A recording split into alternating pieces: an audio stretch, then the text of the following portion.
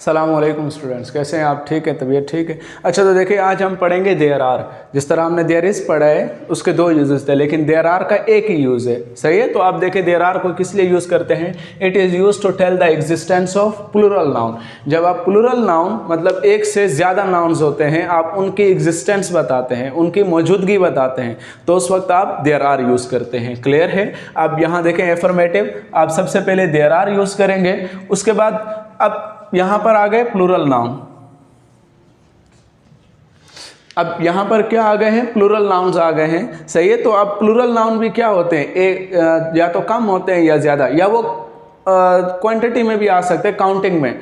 आप काउंटिंग में भी बता सकते हैं। सही है, यहां देखें सम या अलॉट ऑफ। अगर वो प्लूरल नाउन जो है वो अगर कम है तो आप सम यूज़ करेंगे, अगर ज़्यादा है तो उस वक्त अलॉट ऑफ यूज़ करेंगे। और उसके बाद प्लूरल नाउन और लास्ट में रेस्ट ऑफ सेंटेंस। जिस तरह यहाँ देखें देयर आर, उसके बाद आप सम मतलब कुछ है। सही है, देयर आर सम। अब कार्स, देखें कार जो होता है ये सिंगुलर नाउन है, कार, लेकिन इसका प्लूरल भी बन सकता है, काउंटेबल है। सही है, तो इसका प्लूरल क्या होता है? कार्स। तो जो कार है ये देयर इज में यूज होगा, लेकिन जो कार्स है ये देयर आर में यूज होगा, क्योंकि एक से ज्यादा है, प्लूरल है। There are some cars on road. अब यहां पर देखें हम बता रहे हैं कि रोड पर कुछ ही कारें हैं। There are some cars on road, road पर कुछ ही कारें हैं। जिस तरह देखें नेक्स्ट सेंटेंस, देयर आर, और उसके बाद आप क्या यूज करेंगे? अलॉट ऑफ, और उसके बाद आप प्लूरल नाउन यूज करेंगे। देखिए हमने अलॉट ऑफ मतलब बहुत ज्यादा मौजूद है। There are a lot of students in class.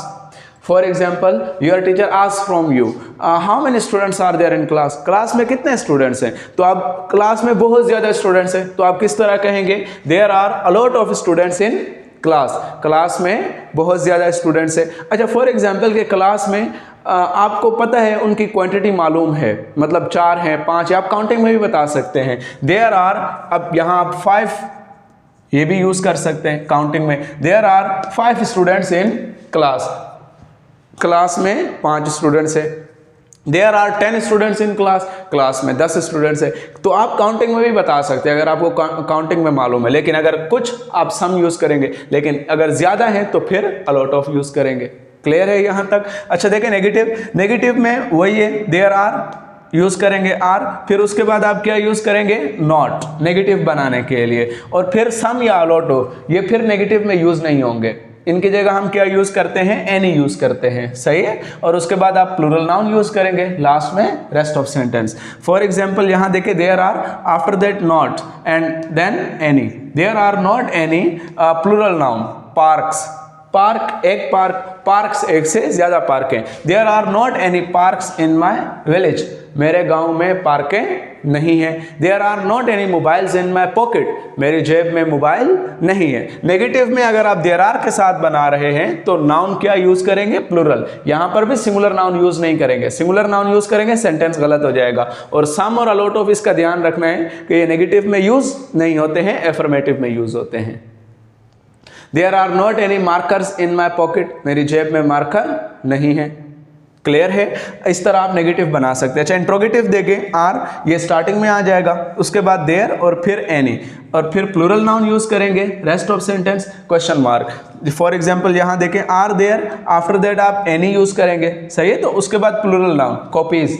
Are there any copies on desk. क्या डेस्क पर कॉपियां हैं? अब हम एग्जिस्टेंस पूछ रहे हैं, अगर है तो आप क्या कहेंगे? Yes there are. अगर नहीं है, नो देयर आर नॉट। नहीं, डेस्क पर कॉपियां नहीं हैं।